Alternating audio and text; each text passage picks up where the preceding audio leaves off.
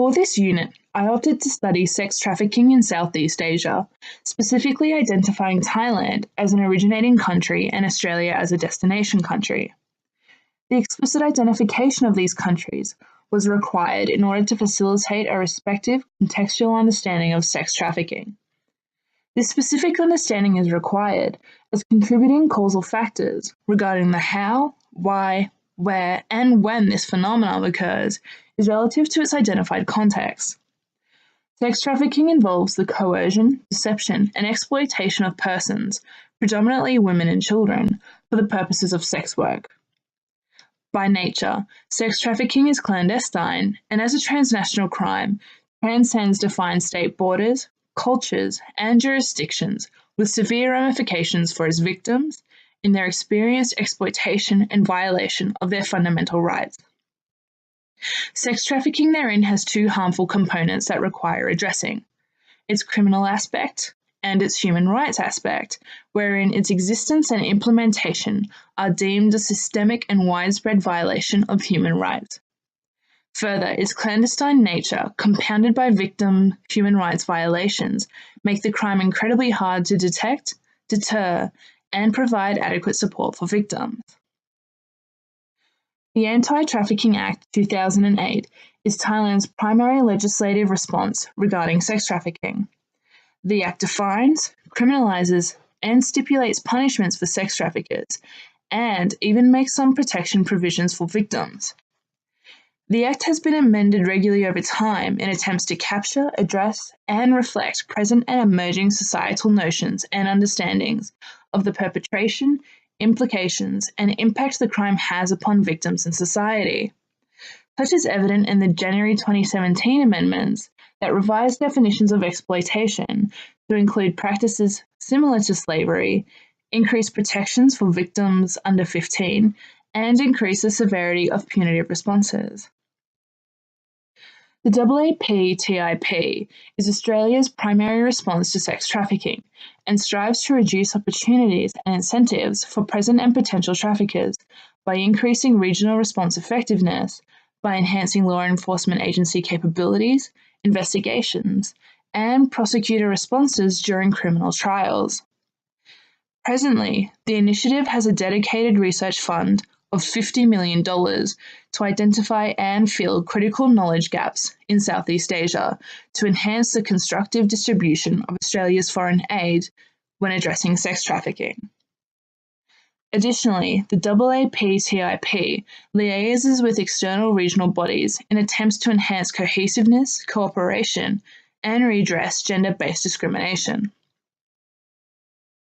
The revised definitions of sex trafficking increase protective provisions and increase punitive measures, which serve to symbolize the government's public detestation of the crime and acknowledge the detrimental implication the crime has for its victims. These explicit policy articulations serve to capture and reflect present and emerging societal and cultural values. Whilst Thailand remains a primary originating, transit, and destination country for victims of sex trafficking, this government rhetoric has the potential to engender societal and cultural change in its articulation of present and desired future values. Whilst the Anti-Trafficking Act closely aligns with the Palermo Protocol definitions, there remain some variations, therein presenting potential opportunities for alternative interpretations of what behaviours constitute human trafficking, how it is identified, and what responses are appropriate. The absence of a universally acknowledged definition further undermines potential joint responses from varying jurisdictions to cohesively identify, detect, and address the issue. Additionally, it restricts the ability of regions to identify, record, and share data obtained on the clandestine crime, as what may be deemed illegal in one jurisdiction may be permissible in another. The AAPTIP's strength lays primarily in its overarching goal to identify and address critical knowledge gaps, as if this were undertaken effectively, findings could serve to enhance regional cohesiveness, how and what data is recorded, and therein engendering a greater understanding of how and why sex trafficking occurs within specific contexts, and facilitating more effective means of addressing crime. Additionally, Its regular liaison with external regional bodies serves to enhance present and emerging discourse and dialogue between nations, potentially identifying and offering remedies to communication breakdowns and misunderstandings. Further, it engenders greater appreciation and understanding of varying cultures, potentially enabling external actors to cooperatively come together and cohesively share and utilize resources while tailoring specific countermeasures. The AAPTIP has highly optimistic goals and endeavours. However, throughout my research, I noticed that there were minimal mentioning of measurable benchmarks to gauge how effective their research into identifying critical knowledge gaps has been, and if and how this dialogue has been increased, and how they intend to fill these knowledge voids. Additionally, the AAPTIP's focus rests primarily on the first two Ps of the Palermo Protocol, being prevention and prosecution, therein minimizing or missing the importance of addressing the final P, the protection of witnesses and victims. Protection's importance is paramount in the building of a sustainable human trafficking regime over the long term, in its facilitation of victim participation, the delivery of justice, and victim reintegration into their originating communities. Victim participation is especially important in the prosecution of sex trafficking due to the clandestine nature of the crime. Victims are often the sole or primary source of information. Therein, the lack of victim protection that enables participation can only further result in criminal proceedings being dismissed or never going to trial. Consequently, this further engenders fertile grounds for the continued sex trafficking and victim exploitation.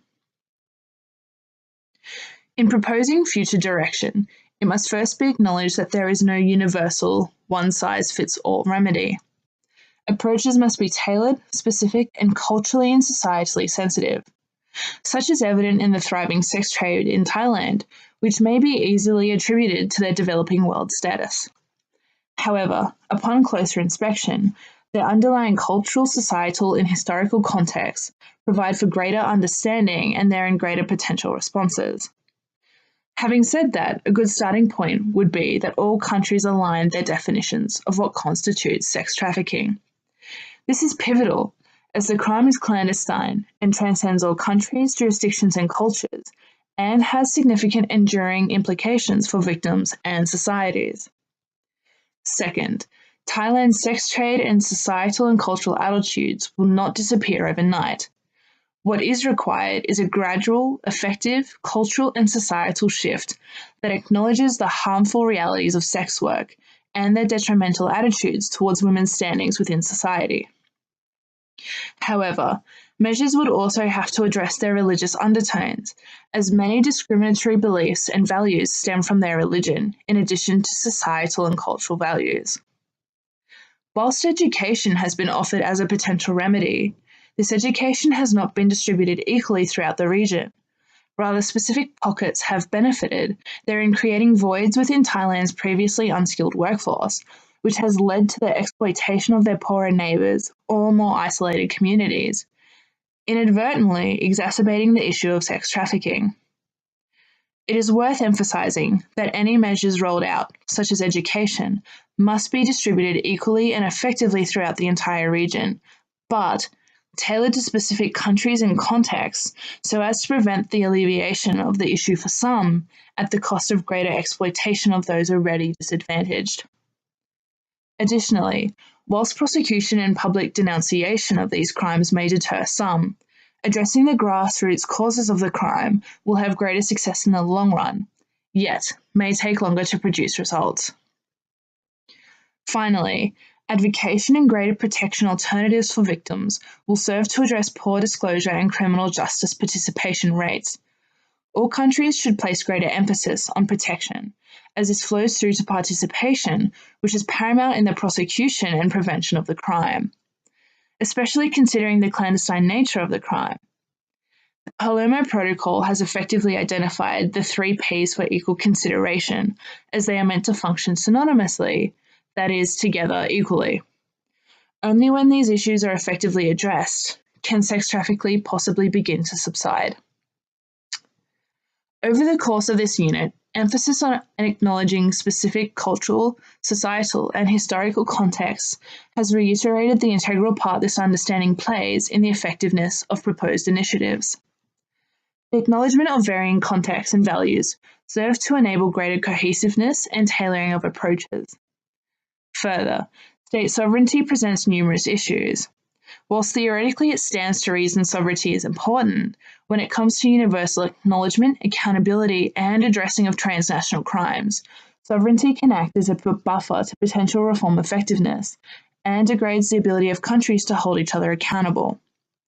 Additionally, this course has reiterated that notions of crime and justice are not universal, rather are contingent upon pre-existing historical, societal, and cultural attitudes. This presents numerous issues in the present globalized and increasingly globalized world which we live in, as crimes transcend our borders and cultures. Whose definitions, courts, and justice prevails, and at what cost, to whom?